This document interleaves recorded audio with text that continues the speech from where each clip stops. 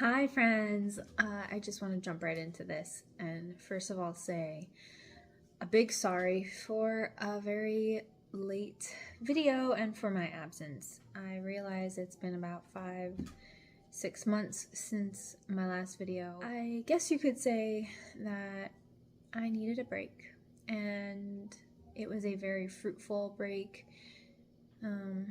Me and my husband were not really focused on trying to conceive or anything like that, and I have a huge update for you guys with all of that. So I thought I would go through the questions that I got. I had posted months ago a Q&A if you guys would be interested in that, and I got some questions, so I figured I will go through and answer them for you.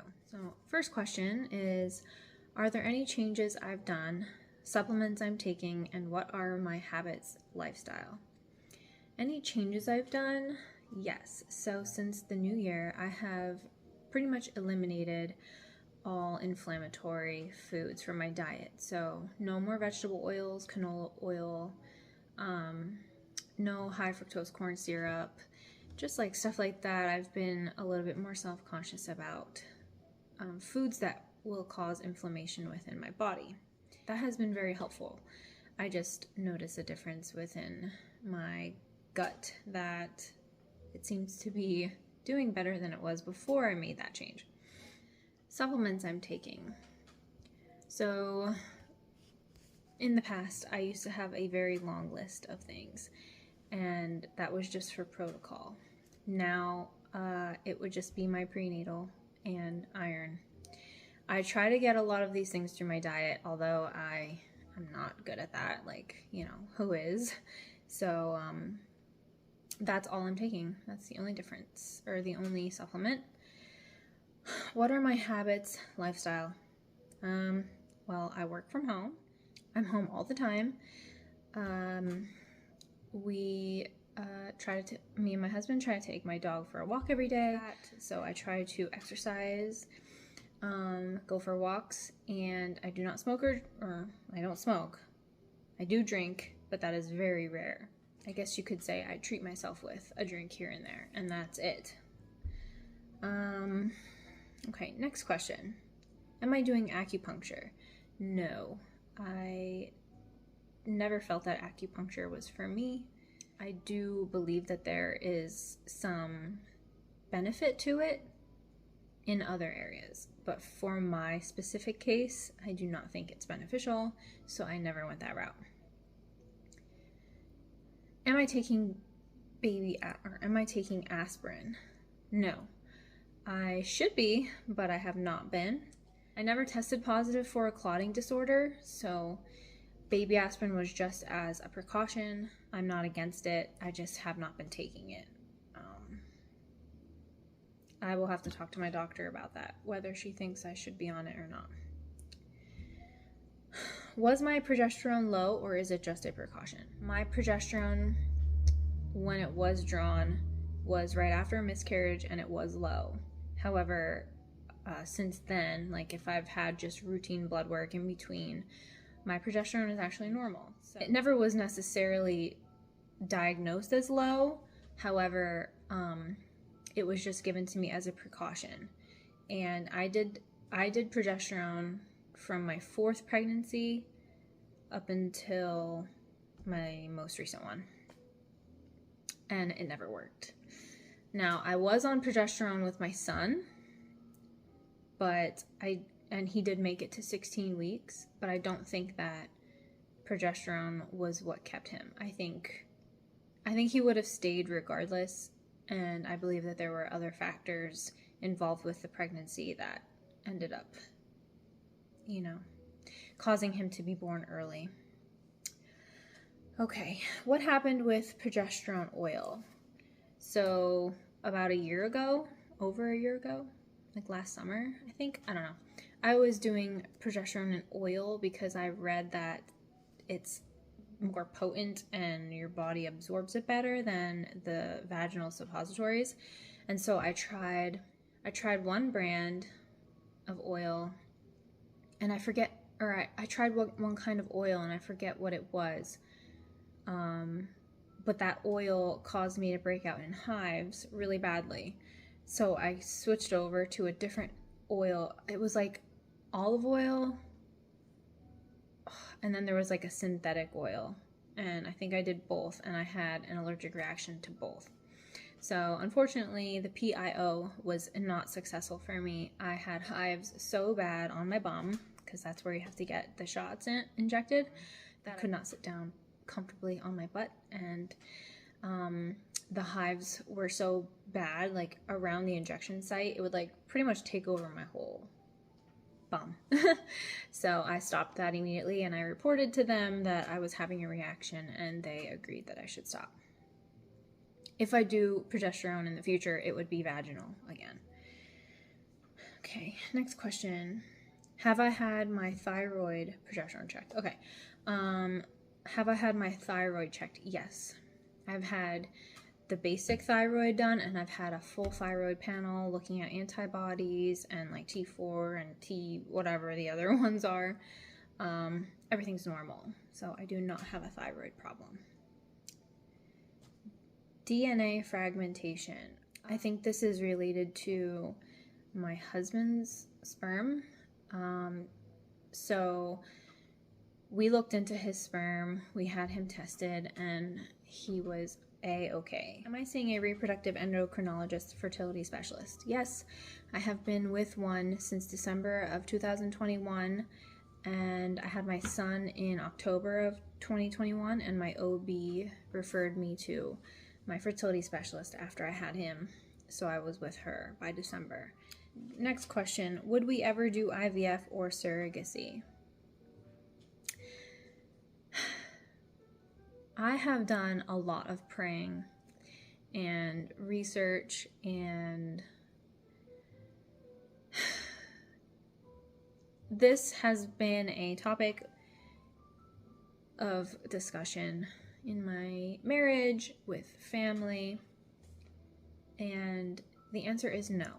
Now, I am not saying that it's wrong, but for me personally, for us personally, ethically, in line with our faith, neither sits right with us. I believe that God is in control of all life, when it's given and when it's taken away, and I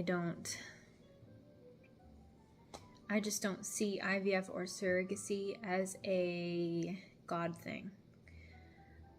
For me, like, I know and I feel that for certain couples and certain situations, God will use something like that for His will. However, I do not believe that that is His will for us, especially because I know I can get pregnant and I know I can carry. So outside of that, it just doesn't make sense. Side note, my fertility doctor did say that because my son was genetically perfect and had no, issues, that is a sign that my eggs are also good. So outside of ethically and, looking at it from a faith perspective, just going by our situation, I do not think that IVF or surrogacy is our route to go. So we will continue to try naturally, and that's it. What are your plans moving forward? Why not repeat progesterone? I am not opposed to repeating the progesterone. I still have some upstairs, and if my doctor again says that she thinks it would benefit, then I will do it. But I am not opposed to it, and I'm also comfortable not doing it at all. My plans moving forward, well, I guess that's where the update comes in. So my last video was in March. I had a meeting with my doctor in May, and it was a very, very fruitful meeting. We discussed some testing that she wanted to do. What we had talked about was doing a Receptiva RX test to test for silent endometriosis. Silent endometriosis is It's complicated because it's not endometriosis, but it is to a degree. So so before I get there, the number one symptom of silent endo is recurrent loss, and with no other explanation. Like, I've been in the unexplained infertility category for 5 years now, and we keep getting pregnant and we keep losing them. And so we were thinking it has to be an environmental issue, like something within the uterus. I don't have an abnormally shaped uterus. I don't have a uterine septum. I don't have anything faulty with my uterus in that regard. However, the silent endo tests for inflammation of the uterus. So in June, I had surgery. They took 3 biopsies, and they were looking at the microbiome of my uterus. So they were looking at any bacteria that may have been in my uterus that should not be there, stuff like that would cause like a harmful environment for a baby to attach and grow. And then they were also looking for silent endometriosis or inflammation related to that. And my microbiome test was normal, but I had tested positive for silent endo. So there's a protein, I will put it right here because I forget what it's called. It's like BCL6 or BL, I don't know. That protein is correlated with having silent endo, and that protein was present in my biopsy of my lining. So they did call me and they said, you do have silent endometriosis, but I guess it's just the inflammation part of it. It's not endometriosis where I have uterine cells growing outside of my uterus. No, it is just the inflammation within my lining. And I got that news sometime in July, I believe. Yeah, it was like 2 weeks after my surgery. And I cried like all day of joy. I got the results when my husband was home. We read them together, and we were just so happy to actually have an answer finally.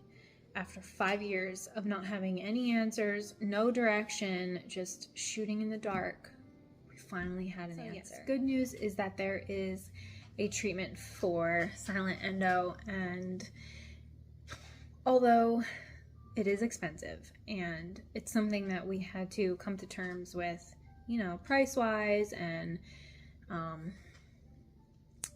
all that, but thankfully our insurance covers 50% of the treatment, and that treatment is 2 doses of Lupron Depot, and they are injections into my bum. I don't know why the bum is such a popular area, but it is.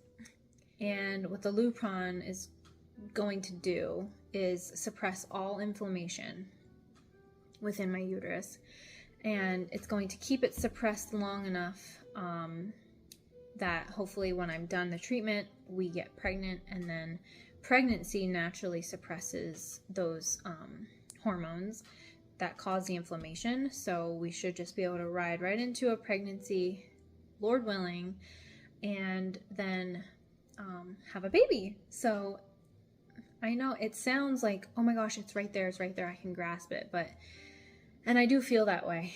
I have a lot of hope, and I really feel that we're so close, but it is still a journey, and it's still unknown. I had my first dose on August 28th, and it wasn't bad at all.